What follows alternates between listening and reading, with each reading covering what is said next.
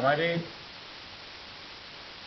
चारों तरफ, हमारे शरीर पर और शरीर के अंदर शुद्धि का क्या महत्व है और वो किस तरीके से की जाए, क्योंकि पवित्रता, शुद्धि हमें जीवन के लिए, हमारे जीवन के लिए बहुत आवश्यक होती है।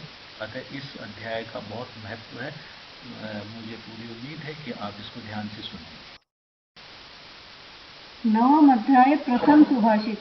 अहिंसा सत्यम अस्तेयम शौचम इंद्रिय निग्रह दानम दमो दया शांति सर्वेशाम धर्म साधनम। अहिंसा, सत्य, चोरी न करना, शौच, इंद्रिय निग्रह, दान, दया, दम और क्षमा, ये सबके लिए धर्म प्राप्ति के साधन होते हैं। यहाँ प्रश्न उठता है, धर्म क्या? जिससे धारण हो। धारण किसका? मानवता का, सृष्टि का, जीवों का। तो हमारा इस सृष्टि के प्रति, जीवों के प्रति, स्वयं के प्रति, देश के प्रति, समाज के प्रति कुछ दायित्व हमारे हैं। उन दायित्वों को बोध होना और उन दायित्वों का पालन ही धर्म प्राप्ति माना जाता है। अगर आप अहिंसक हैं तो आप दूसरे को कष्ट नहीं देंगे, तो ये भी धर्म प्राप्ति का एक साधन होगा। सत्य भी धर्म प्राप्ति का मार्ग है, धर्म प्राप्ति का साधन है।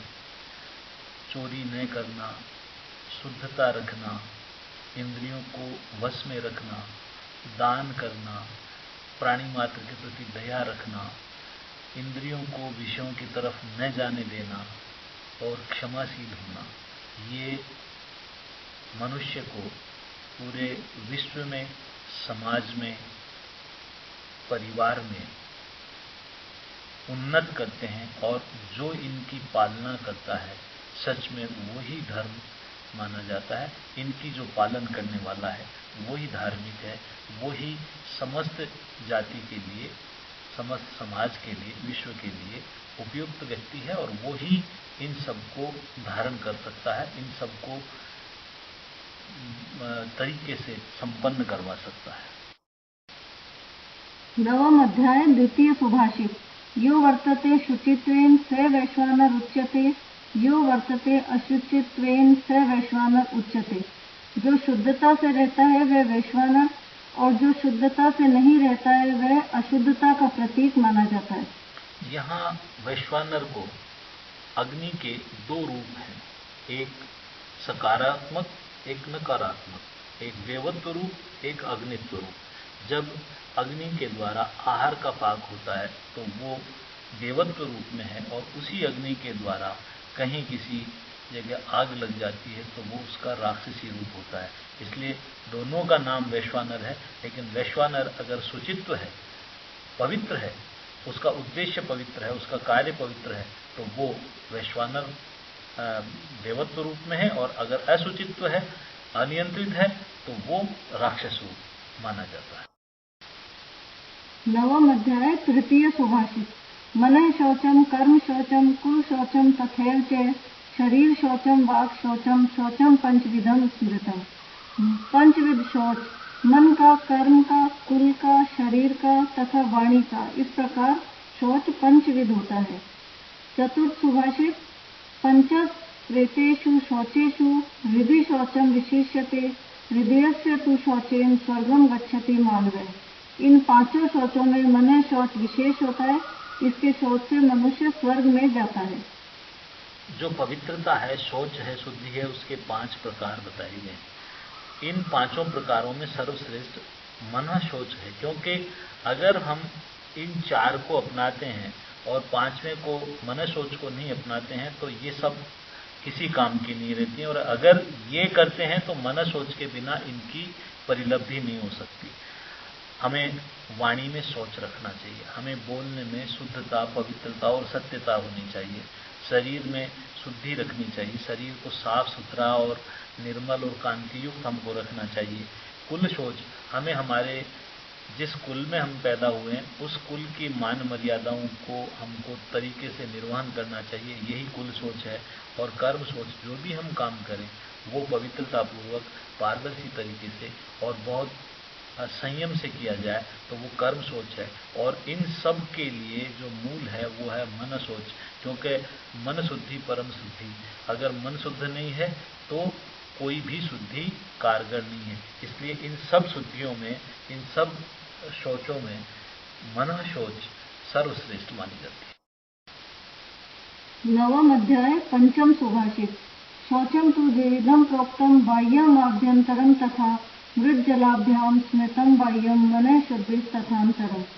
बाह्य तथा आभ्यंतर करके दो प्रकार का शौच होता है, मिट्टी और जल से बाह्य तथा मन शुद्धि से आभ्यंतर शौच होता है। इस सुभाषित के द्वारा शौच को दो प्रकार का बताया गया है, एक आभ्यंतर, एक बाह्य। आभ्यंतर शौच मन शौच, मन शुद्धि, मन के शुद्ध करने से आत्मा, इंद्रियों और इनके मन की शुद्धि आभ्यंतर शुद्धि कहलाती है। और शरीर की बाह्य रूप से और पूरे चराचर जगत में जो बाहर अशुद्धि को शुद्ध करने का जो प्रक्रिया है उसको हम बाह्य शुद्धि, बाह्य शौच कहते हैं। इसमें भी आभ्यंतर शुद्धि श्रेष्ठ मानी जाती है। भाषित। समार्जनोपांजनेन सेकेन और लेखनेन च गवाम च परिवासेन भूमि शुद्धति पंचभिः।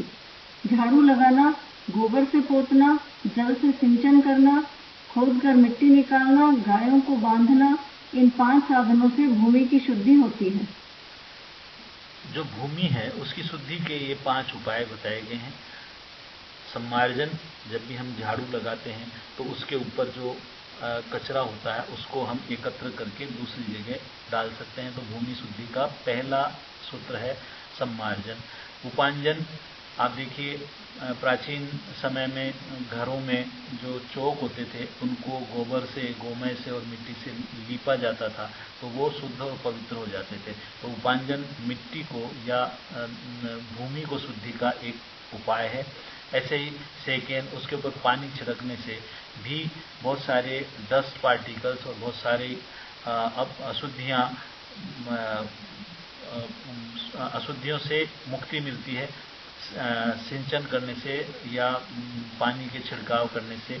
और जब बहुत ऊपर गंदगी ज़्यादा होती है तो उस ऊपर के लेयर को हटा देना, उत्लेखन करना, उसको लेखित कर देना, ऊपर वाली गंदगी को साफ करके निकाल देना भी भूमि शुद्धि का एक तरीका है।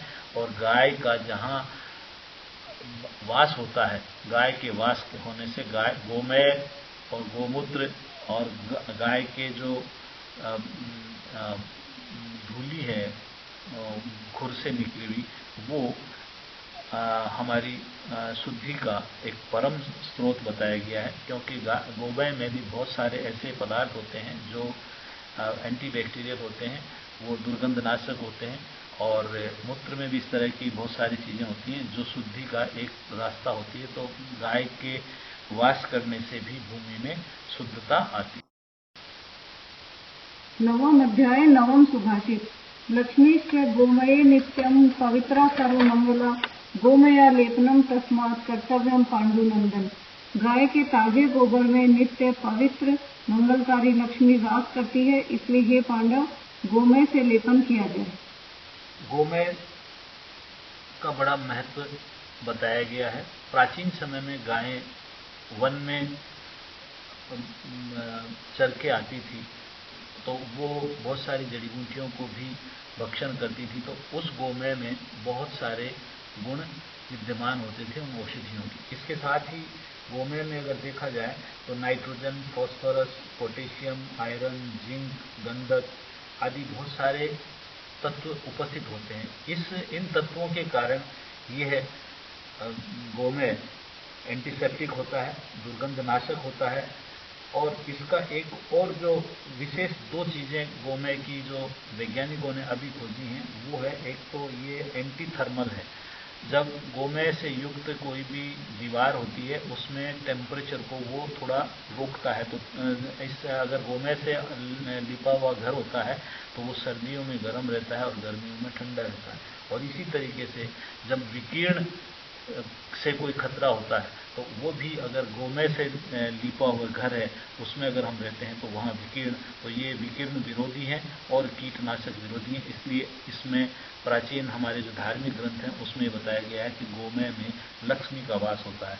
तो लक्ष्मी का वास तभी होता है जब हम स्वस्थ रहेंगे, सुखी रहेंगे, तो वैभवशाली बनेंगे। तो स्वस्थ और सुखी रहने के लिए आवश्यक है कि गोमय का लेप हम शरीर पे भी करें और हमारे घरों पे भी करें।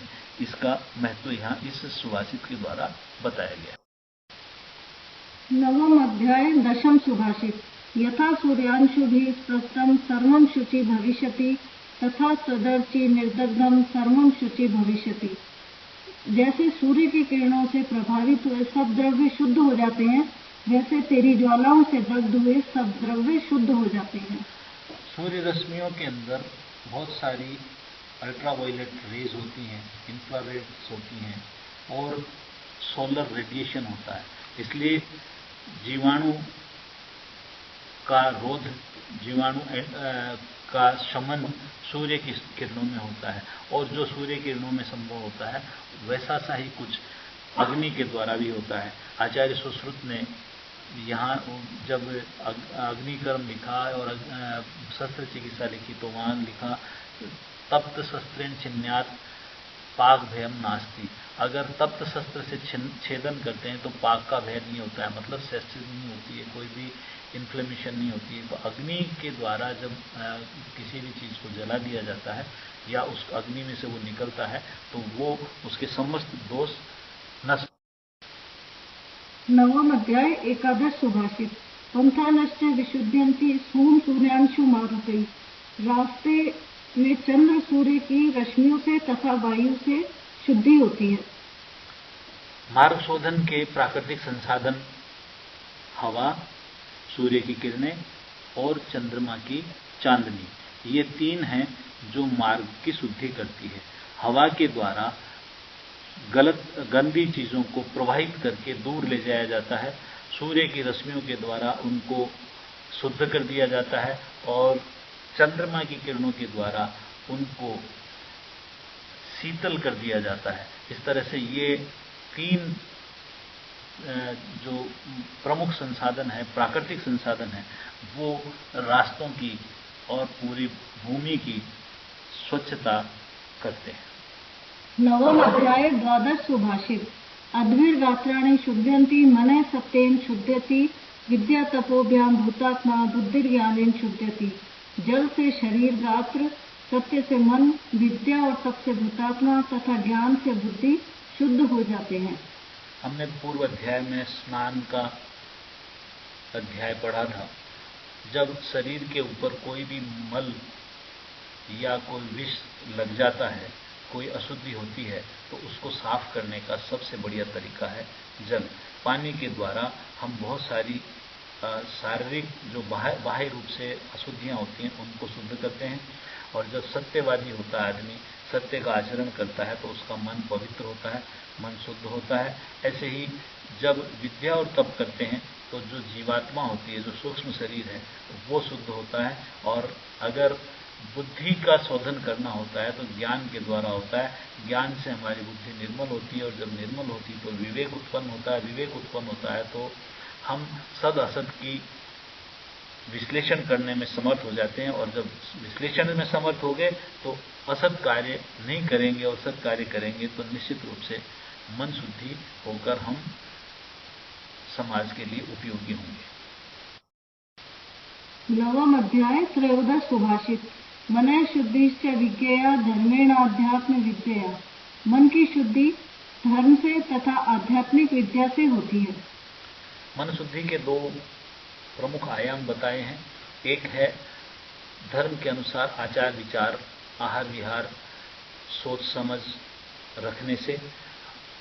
इथिक्स के अनुसार हमारी मोरल ड्यूटी क्या है, सिद्धांत क्या हैं, जीवन के सिद्धांत क्या हैं, दूसरे लोगों के प्रति हमारे क्या दायित्व बनते हैं, समाज के प्रति हमारे क्या दायित्व बनते हैं, इन सब को अगर कोई अपनाता है तो वो उसका मन निर्मल और स्वच्छ हो जाता है। और इसी तरीके से आध्यात्मिक जो विद्या है उसका अभ्यास करने से ज्ञान, विज्ञान, धैर्य, समाधि, स्मृति, ये सब चीजें मन की शुद्धि के उपाय हैं। तो मन शुद्धि के यहाँ 2 उपाय बताए हैं। अपने कर्तव्य का पालन करते रहना, धर्म के द्वारा बताए गए जितने भी हमारे आचार विचार, रहन सहन, खान पान, ये अगर नियमानुसार हों, धर्म के अनुसार होंगे तो मन शुद्ध होगा। और अगर हम आध्यात्म विद्या का अभ्यास करेंगे तो भी हमारा। 9वां अध्याय चतुर्दश सुभाषित। आत्मा नदी संयमपूर्ण तीर्था सत्योदकाशील तटा दयोर्मिहि सत्राभिषेकम कुरु पांडुनंदन न वाणिना शुद्धति चांतरात्मा। हे पांडव, सत्य जिसका जल है, शील जिसके तट है, मन संचय जिसमें चढ़ने उतरने का घाट है, दया जिसकी लहरें हैं, ऐसी आत्मज्ञान रूप नदी में तू स्नान किया कर। केवल पानी से अंतरात्मा की शुद्धि नहीं होती। यह स्नान का एक बहुत बढ़िया उपमान प्रमाण के द्वारा समझाया गया है कि जैसे हम नहाते हैं, जब हम शरीर की शुद्धि करते हैं तो शरीर की शुद्धि के लिए हम किसी तीर्थ स्थान की नदी पे, उसके तट पे जाके बैठते हैं। उसकी लहरों से जो पानी आता है, उस पानी के द्वारा हम अपने आप को शुद्ध करते हैं। तो जब हम शरीर की शुद्धि के लिए हमें एक नदी चाहिए, और नदी कैसी हो? जो तीर्थ वाली हो, जिसमें पानी हो, जिसके तट पे हम बैठ सकें और उसकी लहरों को हम महसूस कर सकें, तो हमारा शरीर शुद्ध होता है। तो अगर मन शुद्ध करना है तो एक ऐसी नदी जिसका तीर्थ संयम है और जिसका पानी सत्य है और शील जिसका तट है और दया जिसकी लहर है, उसमें अगर कोई स्नान करेगा, अवगाहन करेगा, तो उसका मन शुद्ध हो जाएगा। 9वां अध्याय पंचदश सुभाषित। मृत्तिकानां सहस्रेण च उदकानां शतेन च न शुद्धति दुराचारो भावो तत्चेतन। हजारों मिट्टियों में तथा सैकड़ों जल से, भावनाओं से जिसका चित्त मारा गया है, ऐसा दुराचारी शुद्ध नहीं होता। मनुष्य के आचरण जब दुष्ट हो जाते हैं तो उससे कोई अच्छे आचरण की उम्मीद ना रखे, और अगर उसके मन में कोई कुटिलता आ जाती है तो भी वो कोई बहुत भला काम करे, ऐसा संभव नहीं है। इसी बात को यहाँ बताया गया है कि जिस तरीके से अगर किसी व्यक्ति को शुद्ध करना होता है या किसी स्थान को शुद्ध करना होता है, तो वहाँ अगर हम थोड़ा सा पानी डाल देते हैं तो वो शुद्ध हो जाता है। लेकिन अगर हजारों घड़े पानी डालने के बाद में भी वो शुद्ध नहीं हो, तो वो क्या बताया? वो ये बताया कि जिसका मन उपहत हो गया है, जिसके भाव दुष्ट हो गए हैं और जिसका आचरण अच्छा नहीं है, ऐसा व्यक्ति कभी भी सद्विचार और अच्छा काम नहीं कर सकता। 9वां अध्याय षोडश सुभाषित। शुद्ध्यति ही नान्तरात्मा कृष्ण पदाम्बोध भक्ति मृते वसनमेव क्षारोदय भक्त्या प्रक्षाल्यते चेतः। श्री कृष्ण पद कमल की भक्ति के बिना अंतरात्मा की शुद्धि नहीं होती। जैसे क्षार के पानी से वस्त्र स्वच्छ होता है, वैसे भक्ति से मन शुद्ध होता है। इस सुभाषित के द्वारा आभ्यंतर शुद्धि और बाह्य शुद्धि का प्रतीकात्मक स्वरूप बताया है। मन और आत्मा की शुद्धि भक्ति के बिना नहीं हो सकती, और जो बाह्य वस्तुएं हैं उनका शोधन के लिए कोई और द्रव्य, जैसे कपड़े को साफ करने के लिए साबुन की आवश्यकता होती है, क्षारोदक की आवश्यकता होती है, उसके द्वारा उसका सफाई होती है। और मन और आत्मा की शुद्धि कृष्ण चरणों में भक्ति से ही मन की और अंतरात्मा की शुद्धि। 9वां अध्याय सप्तदश सुभाषित। मन शुद्धेव शुद्धि स्याद् देहिनां नात्र संशय वृथा तद्व्यतिरेकेण कायस्यैव कदर्थनम। मन की शुद्धि से ही मनुष्यों की वास्तविक शुद्धि होती है, इसमें कोई संदेह नहीं। इसके बिना शरीर को निरर्थक कष्ट देना कदर्थनम है। कहा जाता है मन चंगा तो कठौती में दूंगा, और मन शुद्धि परम सिद्धि। अगर मन शुद्ध है तो आपके बहुत सारे विकार स्वतः ही आपसे दूर हो जाएंगे। इसलिए जो बाह्य शुद्धि है उसको ज्यादा महत्व नहीं दिया जाए।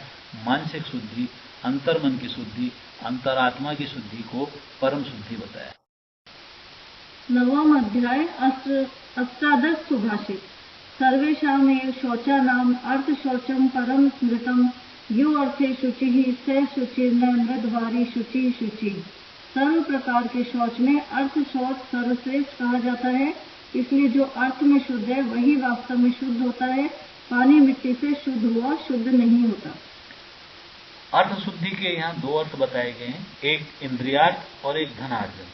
धनार्जन में शुचिता परमावश्यक होती है, क्योंकि जो आजीविका हमारी है वो लोकद्वय विरुद्ध नहीं होनी चाहिए, वो अविरुद्ध होनी चाहिए। कोई भी ऐसा कर्म करके हमको धनार्जन नहीं करना चाहिए जिससे किसी को कष्ट होता हो, किसी को हानि होती हो। और धर्म के अविरोध ही हमारी आजीविका होनी चाहिए। इस तरीके का जो धन है वो कमाया जाता है तो वो शुचिता उसको मानी जाती है। इसी तरह से इंद्रियार्थ, हमारी जो पांचों इंद्रियां हैं उनमें भी हमको शुचिता रखनी पड़ेगी। अगर हम उनमें शुचिता रखते हैं तो ही वो सच्चे रूप में शौच है। तो अर्थ शौच को यहाँ इंद्रियार्थ शौच से भी है, हम अच्छा देखें, हम अच्छा सुने, हम अच्छा भोजन करें, हम अच्छे वातावरण में रहें और हम अच्छा स्पर्श करें। ये अगर हम अच्छा करते हैं तो हमारी अंतरात्मा और मन और शरीर ये शुद्ध होते हैं। नवम अध्याय एकोनविंश सुभाषित। उत्पत्ति परिपूतायाः किमस्य पावनांतरै तीर्थोदकम च वर्णिश्च नान्यतः शुद्धिम हरते। जन्म से ही जो शुद्ध है उस सीता को अन्य शुद्धिकर साधनों से क्या करना है। तीर्थोदक और अग्नि अन्य शुद्धिकर साधनों द्वारा शुद्धि करने योग्य नहीं होते हैं। किसी भी चीज को शुद्ध करने के लिए दो प्रमुख साधन बताए हैं, एक तीर्थोदक और एक वन्नी। लेकिन जो सहज रूप से उत्पत्ति से ही शुद्ध होता है उसको इसकी आवश्यकता नहीं होती है। यहाँ ये दोनों पक्ष रखे गए हैं कि जो सहज शुद्ध है उसको शुद्धि की आवश्यकता नहीं है, और अगर कोई शुद्ध नहीं है तो उसको तीर्थोदक और वन्नी के द्वारा शुद्ध किया जा सकता है। नवम अध्याय विंशति सुभाषित। नान्यम अद्यादेक वासा न नग्न स्नानम आचरित न मूत्रम पथि कुर्वीत न भस्मनी न गोव्रजत। एक वस्त्र पहनकर भोजन न करें, विवस्त्र होकर स्नान न करें, रास्ते में अग्नि की राख पर तथा गौशाला में मूत्रोत्सर्जन न करें।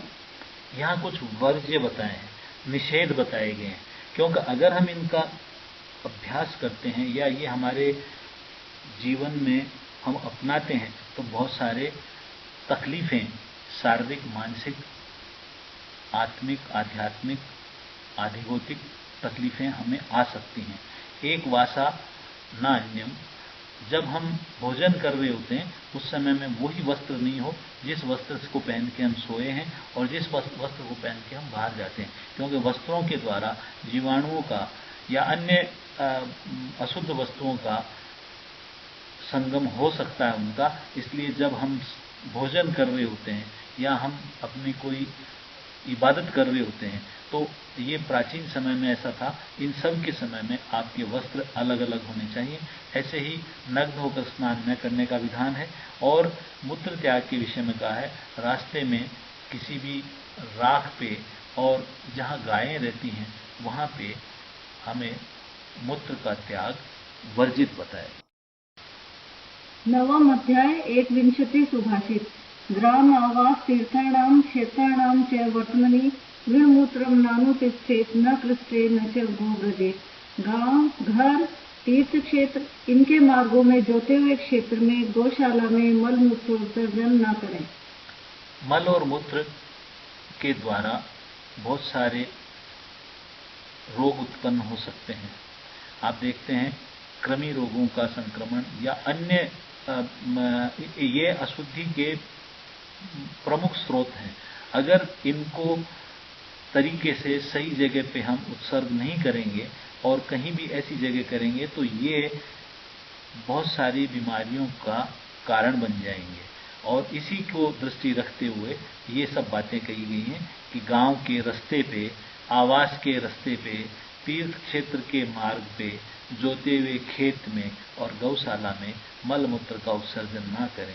और आपको इस बात का भी ध्यान रखना चाहिए कि आज हमारे भारत में स्वच्छ भारत अभियान चलाया गया है, उसमें यही मुख्य रूप से बताया गया है कि खुले में शौच ना करें, खुले में मूत्र उत्सर्ग ना करें, क्योंकि ये वहाँ पे कोई भी व्यक्ति, बच्चे, इन सब को प्रभावित करके उनको रोगी बना सकता है। इसलिए ये वर्ज्य है कि हम रास्ते में, गांव के रास्ते पे, तीर्थ के क्षेत्र पे, इन स्थान पे मलमूत्र उत्सर्ग न। नवम अध्याय द्वाविंशति सुभाषित। क्लिप्त केश नख श्मश्रु दांतः शुक्लांबर शुचि न जीर्ण वासा भवे से विभवे सती। केश और नख काटे, दाढ़ी बना लें, दम युक्त होकर रहें, शुभ वस्त्र पहने, शुद्ध रहें और धन होने पर फटा और मलिन वस्त्र न पहने। एक आनंदित और स्वस्थ जीवन जीने के लिए निम्न का पालन किया जाना चाहिए। यह एक स्वच्छ और आनंदित जीवन का आधार है। केस समय समय पे, एक महीने में, हर हालत में हमें केस को काटना चाहिए। हमारे जो नाखून हैं उनको भी हमें काटना चाहिए, क्योंकि केस और नाखून जीवाणुओं का एक बहुत बड़ा आश्रय स्थल होता है। बालों में बहुत सारे बैक्टीरिया रहते हैं, इसीलिए जब सर्जन ऑपरेशन करता है तो वो कैप लगाता है सिर के ऊपर। और इसी तरीके से हम जब भी भोजन करते हैं या कुछ भी काम करते हैं तो हम साबुन से अच्छी तरह से हाथ धोते हैं। क्यों कि हमारे हाथों पे अगर कोई बैक्टीरिया है तो वो हमें उपसर्जित कर सकता है। तो अगर नाखून छोटे होते हैं तो बैक्टीरिया को छुपने में आसानी नहीं रहती है। ऐसे ही समश्रु भी हम समय समय पे 3 दिन से निश्चित रूप से की जानी चाहिए, ये भी आवश्यक है। इसी तरीके से अगर जीवन में सुख और निर्मलता और आनंद लेना है तो अपने इंद्रियों को वश में रखना चाहिए। अगर इंद्रिय लोलुप हो गए हम तो हम बहुत सारे रोगों का शिकार हो जाएंगे, क्योंकि कालाट कर्मणा हीन मिथ्याति मात्रकम समयज्ञोग्यस्य रोगारोग्य कारणम। अगर हमने इन इंद्रियार्थों का, हमारी इंद्रियों का सम्यक योग किया तो स्वस्थ रहेंगे, और अगर हीन मिथ्या योग किया, विषम योग किया और इंद्रिय लोलुप हो गए तो हम अस्वस्थ रहेंगे, हम किसी भी तरीके से स्वास्थ्य को लाभ नहीं पा पाएंगे। ऐसे ही हमारे वस्त्र कैसे हों? शुक्ल होने चाहिए। बहुत गहरे चटक रंगों को पहनने से बहुत सारी मानसिक और शारीरिक व्याधियां हो सकती हैं। चटक रंग से बीपी वगैरह इस तरह के जो रोग हैं वो होते हैं। और इसी तरह से शुचि वसा, साफ सुथरे होने चाहिए। रोजाना धुले हुए कपड़े पहनने चाहिए, क्योंकि जो कपड़े हम पहन के बाहर जाते हैं, कुछ और हमारे नित्य कर्म करते हैं, तो उन कपड़ों में कई तरह की अशुद्धियां बाहर से भी आ जाती हैं और हमारे शरीर के स्वेद वगैरह इनसे भी वो कपड़े अशुद्ध हो जाते हैं। इसलिए प्रतिदिन हमें धुले हुए शुचि वस्त्र का धारण करना चाहिए, और जो कपड़े हैं वो फटे हुए न हो और मलिन न हो, ये भी हमें ध्यान रखना चाहिए। अगर हम इनका पालन करते हैं तो हम एक बहुत ही अच्छा जीवन, एक आनंदित जीवन महसूस कर सकते हैं। नवम अध्याय त्रयोविंशति सुभाषित। उपानहो च वासश्च धृतम अन्येन धारयेत् उपवीतम अलंकारम सृजन करकम एव च। दूसरों के द्वारा प्रयुक्त हुए पादत्राण, वस्त्र, जनेऊ, आभूषण, माला और कमंडलू काम में न लावें। जितनी भी औपसर्गिक व्याधियां हैं, इन्फेक्टिव डिजीजेज हैं, उनमें बैक्टीरियाज को ट्रांसमिट करने के जो साधन हैं उनमें हमारे कपड़े, हमारे जूते, हम जिस चीज को टच करते हैं वो, तो जितनी भी चीजें हैं ये पर्सनलाइज होनी चाहिए। इनको हम दूसरे के साथ बांटे नहीं। अगर हमने इनको दूसरे की पहनी हुई माला को, दूसरे के पहने हुए अलंकारों को, आभूषणों को, दूसरे के पहने हुए कपड़ों को, जूतों को हम पहनते हैं तो उसके अंदर अगर किसी तरह का संक्रमण है तो वो संक्रमण हमें भी हो सकता है।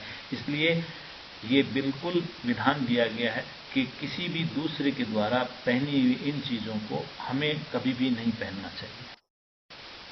नवम अध्याय चतुर्विंशति सुभाषित। तुषांगारस्ति शीर्णानि रज्जु वस्त्रादिकानि च नादे तिष्ठे चक्रन मूत्रम केश भस्म कपालिका। वैसे ही भूसी, कोयला, हड्डी के टुकड़े, रस्सी, कपड़े, मलमूत्र, केश, भस्म और कपाल, इन पर पैर न रखें। अभी बहुत रिसेंटली एक रिसर्च हुई है कि हमारे जूते अगर हम घर में अंदर तक ले आते हैं तो वो बहुत सारे बैक्टीरियाज को साथ लेके आते हैं और हमें रोगी बना सकते हैं। तो हमारे किस एरिया में जाके आए हैं और कहाँ जाके आए हैं, उस जूते के साथ में किन किन जीवाणुओं का, किन किन पदार्थों का संसर्ग हुआ है, और उनका जो बैक्टीरिया है वो हमारे अंदर घर में प्रवेश कर लेता है। इसलिए हमें ध्यान रखना चाहिए कि जब हम चल रहे होते हैं, पहला ध्यान तो ये रखना चाहिए कि जूते हमको बाहर ही खोलने चाहिए, और दूसरा, अगर हम कहीं जा रहे हैं तो हम इन चीज़ों से हमको बचना चाहिए, क्योंकि ये वो चीज़ें हैं जो बैक्टीरिया से ओतप्रोत हो सकती हैं, जैसे तुस है, सकृत है, मूत्र है, केश है, भस्म है, कपालिका है, अस्थि शीर्ण है, अस्थि के टुकड़े हैं, ये सब बैक्टीरियाओं का साधन हो सकती हैं, और रज्जु वस्त्र आदि हमें कहीं गिरा भी सकती हैं। तो ये दोनों दृष्टियों से ये उचित है कि हम ऐसे स्थानों पर पैर न रखें जहां ये सामान रखा हुआ। नवम अध्याय पंचविंशति सुभाषित। नाप्सु मूत्रम पुरुषम व स्थीवनम व समुत्सृजेत अमेध्य लिप्तम अन्यद व लोहितम व विषाणी व। जलाशय में मूत्र, मल, थूक अथवा अमेध्य से दूषित अन्य द्रव्य, रक्त या विष ना फेंके। जल हमारे लिए जीवन है, और हमारे नित्य क्रियाओं में जल का सर्वाधिक स्थान है और सर्वाधिक मात्रा की आवश्यकता होती है। तो हम जल को किसी न किसी रूप में, चाहे वो स्नान के रूप में, चाहे वो धोने के, प्रक्षालन के रूप में, और चाहे वो पान के रूप में हम सेवन करते हैं। अगर वो जल दूषित होगा तो उस दूषित जल का सेवन करने से हमें बहुत सारी, और उस दूषित जल में स्नान करने से, उस दूषित जल से किसी स्थान को धोने से वो सारी अशुद्धियां हमको हमारे साथ हो जाएंगी। ऐसे में ये ध्यान रखा जाना चाहिए कि जहां भी कहीं जल हो उसको हम अशुद्ध ना करें। और ये देखा जाता है कि जैसे नदी है, तालाब है, अगर वहां पे हम किसी भी तरीके से उस जल को अशुद्ध करते हैं तो वो प्रकारांतर में किसी भी तरीके से हमारे तक आएगा, और वो आगे सॉल्वेंट के रूप में उस विष को, उस गंदी चीज को धरती में ले जाएगा। और उससे, जैसा आप आज देखते हैं ऑर्गेनिक खेती होती है, उसमें पानी शुद्ध होना चाहिए। नाली के पानी में, गंदे पानी के नाले में उत्पन्न सब्जियां हम नहीं खाते हैं। क्यों? कि उस पानी से जो उत्पन्न सब्जियां हैं उसमें उस पानी के जो अशुद्धियां हैं वो उस सब्जी में भी अंदर आ जाती हैं। इसलिए हमें इस बात का ध्यान रखना चाहिए कि जहां भी जल हो, उस जल का स्रोत हो, वहां पर हमको मूत्र त्याग, मल त्याग, स्टीवन और अमेध्य वस्तुएं, रक्त, विष आदि उस जल में कभी भी नहीं डालना चाहिए। ये हमारी मोरल ड्यूटी है कि हम जल के जितने भी स्रोत हैं, जल के जितने भी संसाधन हैं, उनको हम पवित्र बनाए रखें, क्योंकि जल ही जीवन है। नवम अध्याय षड्विंशति सुभाषित। मनसः चक्षुषो यत्र संतोषो जायते भुवि तस्याम कार्यम गृहम सर्वैरिति गर्गादि सम्मतम्। जिस भूमि में मन और नेत्र दोनों को प्रसन्नता हो जाती है, उस भूमि पर सबको गृह बनवाना चाहिए, ऐसा गर्गादि ऋषियों का मत है। जब घर बनाने के लिए जमीन ली जाती है तो वो कैसी जगह पे हो, हम घर कैसी जगह पे बनाएं, तो उसके दो पैरामीटर दिए हैं। एक है कि आपको आभ्यंतर रूप से वो संतोष देने वाली, मन सो संतोष, वहां अगर आप गए हैं तो आपको मानसिक रूप से बहुत शांति मिले, और जो वहां देखने में भी सुंदर हो, जो देखने में भी सुंदर हो, जो बाहरी रूप से भी सुंदर हो, और वहां की फीलिंग्स भी अच्छी हो, ऐसी जगह पे मकान बनाया जाना चाहिए। इसीलिए जो जैसे शमशान के आसपास या कहीं कोई ऐसी जगह है जो अच्छी नहीं है, जहाँ अच्छी फीलिंग नहीं आती है, वहाँ पे मकान नहीं बनाना चाहिए। और जो देखने में, जिसका व्यू आप देखते हैं बहुत सारा कि ये लेक व्यू है, कहीं अच्छा वैली व्यू है, इस तरीके की जो जगह होती है, जहाँ अच्छी होती है, मनमोहक होती है, उस जगह पे मकान बनाया जाना चाहिए। नवम अध्याय षड्विंशति सुभाषित। सोपद्रव्यम तथा स्वच्छम दुर्गंधेन समन्वितम अभद्र दर्शनम वेश्मा दूषित कह सुखम व्रजेत। कीट मूषक आदि के उपद्रव से युक्त, मलिन, दुर्गंधित, देखने में अभद्र, ऐसे ग्रह में रहने वाला कौन सा मनुष्य सुखी हो सकता है? हम जब एक मानव का समय, अधिकतर समय उसके आवास पे उसका व्यतीत होता है, उसको रात्रि में सोने के लिए 8 घंटे 10 घंटे सोने के लिए वो रहता है, नहाना धोना ये सब होता है, उसके बाद में वो कहीं काम पे जाता है, लेकिन रात को फिर वापस अपने घर पे आ जाता है। इसलिए अधिकतर समय हमारा हमारे आवास पे गुजरता है। आवास कैसा हो? अगर आवास उपद्रव युक्त हो, जहाँ कीट मूसिका आदि हो, अस्वच्छ हो, दुर्गंध युक्त हो और दिखने में अच्छा नहीं हो, तो वहां रहते हुए मनुष्य सुख का अनुभव नहीं कर सकता और स्वस्थ भी नहीं रह सकता। इसलिए ये आवश्यक है कि हम जिस जगह पे रहते हैं, चाहे वो हमारा हॉस्टल का कमरा हो, चाहे वो किराए का कमरा हो, चाहे किराए का मकान हो, चाहे सरकारी आवास हो, चाहे खुद का मकान हो, वो उपद्रव रहित, मतलब वहां चूहे आदि या कोई कीट वगैरह ये ना आ सके, ऐसी व्यवस्था वहां होनी चाहिए। वो मलिन ना हो, स्वच्छ हो, सुगंध युक्त हो और देखने में भी वो सुंदर हो। ऐसे स्थान पे रहने से तन और मन दोनों सुखी रहते हैं, स्वस्थ रहते हैं। नवम अध्याय अष्टविंशति सुभाषित। शौचात्वांग जुगुप्सा परेर संसर्ग है। बाह्य शौच के अभ्यास से अपने ही मलिन अंगों से घृणा और मलिन रहने वाले अन्यों से संसर्ग न रखने की प्रवृत्ति होती है। अगर हम बाह्य शौच को महत्व नहीं देते हैं तो यहाँ इस सुभाषित के द्वारा दो बहुत बड़ी विपदाओं का सामना करने की बात कही गई है। एक तो खुद के अंदर ही आदमी में एक ग्लानि हो जाती है, जब वो उसमें खुद में बैड स्मेल आती है या देखने में वो सुंदर नहीं लगता है, तेजस्वी ओजस्वी नहीं होता है, तो वो खुद ही ग्लानि से युक्त हो जाता है और जब वो दूसरे लोगों से मिलता है तो उसकी इच्छा नहीं होती है वो दूसरों से मिले। इसलिए जो लोग बाह्य शुद्धि को महत्व नहीं देते हैं वो डिप्रेशन में रहते हैं और वो दूसरों से मिलना नहीं चाहते। लेकिन अगर जिसका बाह्य रूप से शुद्ध होता है, जो स्नान वगैरह अच्छी तरह से करता है, वो खुद भी प्रसन्न रहता है, अंदर ग्लानि भी नहीं रहती है और वो दूसरे से मिलने में भी हिचकिचाता नहीं है। इसलिए हमें नित्य हमारे शरीर को, हमारे आवास को, इनको स्वच्छ करना चाहिए। नवम अध्याय नवविंशति सुभाषित। सत्व शुद्धि सौम्य से एकाग्रेन्द्रिय जयात्म दर्शन योग्यत्वानि। अंतः शुद्धि के अभ्यास से चित्त शुद्धि, मन की प्रसन्नता, मन की एकाग्रता, इंद्रिय जय और आत्म साक्षात्कार होने की योग्यता उत्पन्न होती है।